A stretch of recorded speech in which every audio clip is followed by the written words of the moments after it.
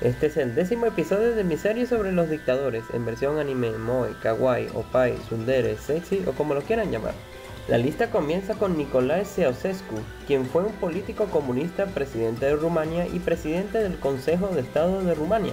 Este hombre nació en 1918 en Scornicesti, en el anterior reino de Rumania. A comienzos de 1932 ingresó en el Partido Comunista de Rumania, el cual era en aquel entonces ilegal, y fue arrestado por primera vez en 1933 por altercados en las calles durante una huelga. Un año más tarde, en 1934, fue arrestado nuevamente por recoger firmas a favor de unos trabajadores del ferrocarril a quienes se estaba procesando, y 2 veces más por actividades similares. Estas detenciones le granjearon la descripción de peligro, agitador y comunista, y distribuidor activo de propaganda comunista y antifascista en los archivos policiales. Estar en prisión tanto tiempo no fue tan malo, ya que allí conoció a su esposa Elena Petrescu, con quien se casó en 1946. Esta mujer que tendría un rol fundamental en su vida política durante el resto de su carrera. Cuando los comunistas llegaron al poder en Rumania en 1947, se convirtió en ministro de Agricultura y viceministro de las Fuerzas Armadas y nombrado mayor general en 1950. Con la muerte del expresidente Georgiu Dej en marzo de 1965, Ceausescu se convirtió en líder del Partido Comunista de Rumania y en 1967 llegó a la presidencia del Consejo del Estado. Y en 1974 Ceausescu se convirtió en el presidente de la República. Rápidamente se convirtió en una figura popular por sus políticas que desafiaban la influencia de la Unión Soviética en el país. Pero los escándalos empezarían a surgir debido a que Rumania fue el primer país del bloque del Este en tener relaciones oficiales con la Comunidad Europea, algo que no le agradaba a la Unión Soviética. Además, el régimen colaboró con extremistas árabes y realizó espionaje a industrias de países occidentales. La policía política rumana mantuvo un firme control sobre la libertad de expresión y los medios de comunicación y no toleró la existencia alguna de oposición. Ceausescu instituyó un culto a su persona, incluso tenía un cetro hecho para él. Para pagar la deuda externa acumulada producto de la industrialización acelerada en la década de 1970, ordenó la exportación de gran parte de la producción agrícola e industrial del país. El resultado fue la escasez de comida, energía y medicamentos, que provocó que la vida diaria de muchos rumanos fuera una lucha por la supervivencia. El 17 de diciembre de 1989, Ceausescu ordenó al ejército y a la policía disparar contra la población civil que se manifestaba en la ciudad de Timișoara. La rebelión se extendió y llegó a Bucarest, donde el 22 de diciembre las fuerzas armadas se rebelaron y se unieron a los manifestantes. Ese mismo día, Ceausescu y su esposa Elena, junto a 2 colaboradores, huyeron de Bucarest en un helicóptero. Llegaron a la residencia de Ceausescu en Snagov, de donde volvieron a salir en helicóptero, pero aterrizaron cerca de Targoviste, porque las fuerzas armadas habían restringido los vuelos en los espacios aéreos de todo el país. Luego de ser recogidos por un médico que los dejó en el camino alegando problemas mecánicos y un segundo automovilista a quien Ceausescu afirmó que dirigiría una resistencia contra el golpe de estado, el matrimonio de Ceausescu fue arrestado por la policía en un control de carretera y entregado a los militares insurrectos. El 25 de diciembre, Ceausescu y su mujer fueron condenados a muerte por un tribunal militar en un juicio sumarísimo, bajo los siguientes cargos: genocidio de 60.000 personas en Timișoara.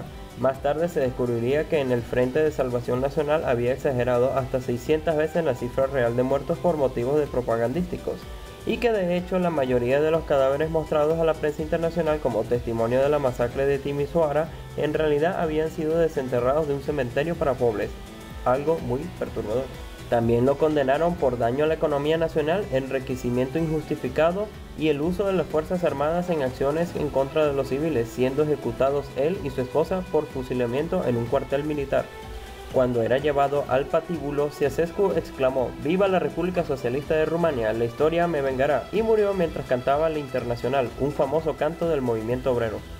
Es por eso que en su imagen anime se ve a Ceausescu y a su mujer huyendo en un helicóptero y debajo de ellos la población rumana enfurecida contra ellos.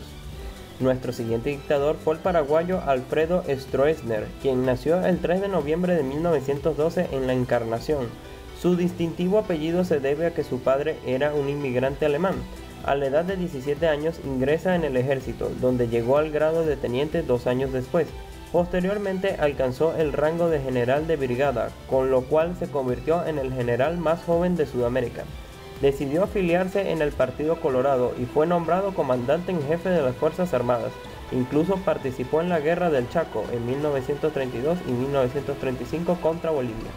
En 1947 participó en la Revolución de los Pinandi, que fue conocida como una revolución de los pies descalzos o pobres, una guerra civil en la cual la clase obrera de la Asunción fue masacrada, poniendo fin al gobierno liberal y colocando al Partido Colorado en el poder al frente de Federico Chávez. Pero no le duró mucho el gusto porque ese mismo año Stroessner encabezó un golpe de estado por lo cual derrocó al presidente Federico. En 1954 fue elegido presidente sin oposición. Ya en el poder, Stroessner suprimió inmediatamente las garantías constitucionales, mantuvo bajo el control las actividades de los partidos políticos y ejerció una dura represión. En ese último llevó a cabo una serie de purgas que le facilitaron su control, con el objetivo de mantenerse en el poder. Su régimen fue anticomunista y favoreció los intereses estadounidenses. Sin embargo, las fuerzas argentinas del Ejército Revolucionario del Pueblo se infiltraron en el país y Stroessner, a través de duras intervenciones, eliminó todo intento de derrocamiento. Si bien Stroessner era un líder muy energético y autoritario, al pasar de los años fue más tolerante de los partidos de oposición, como el Partido Liberal Radical Auténtico. Con todo, durante su régimen fueron asesinadas entre 3.000 y 4.000 personas, debido a sus tácticas de mano dura contra la disidencia, en especial los comunistas. Para ello empleó la tortura, el secuestro, los asesinatos políticos y el crecimiento de la corrupción. Stroessner diseñó una nueva constitución que permitiría una sola reelección para el presidente, pero en 1977 la modificó para reelegirse indefinidamente.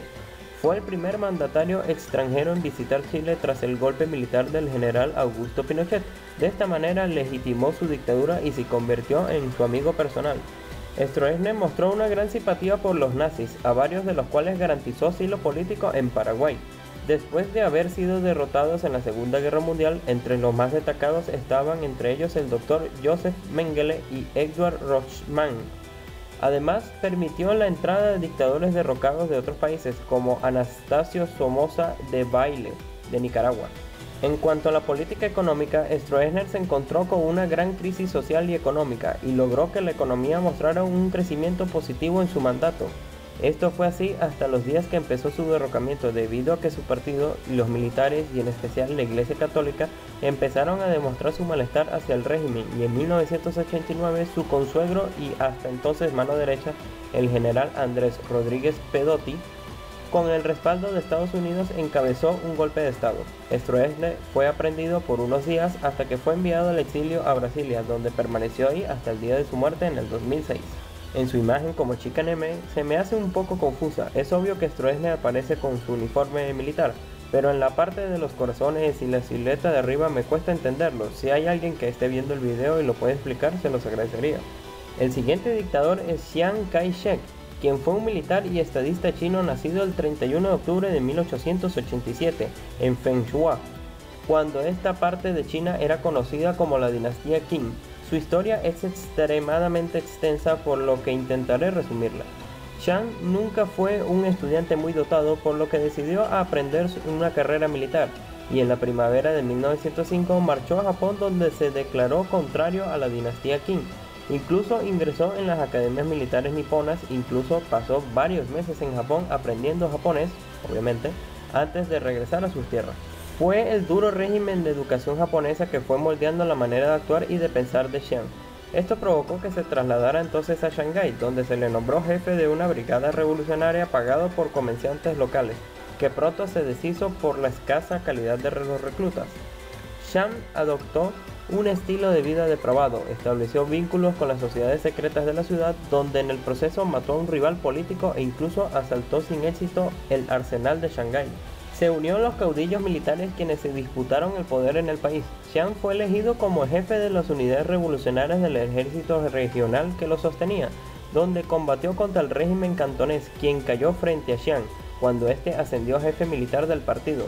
Posteriormente fue elegido miembro del Comité Ejecutivo Central, dominado por la corriente izquierdista del partido y los comunistas.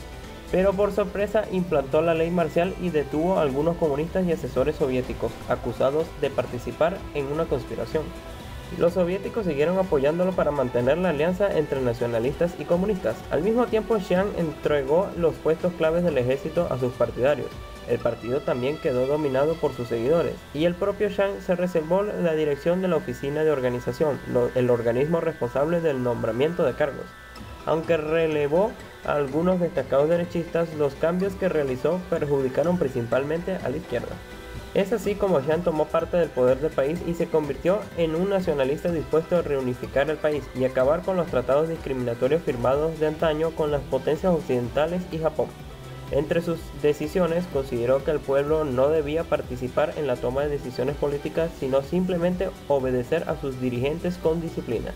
Era hostil a todo movimiento popular de masas. En cuanto al reto de eliminar al poder extranjero en China, Chiang sostenía que el primer adversario sería el Reino Unido, pero el más duro de batir sería Japón.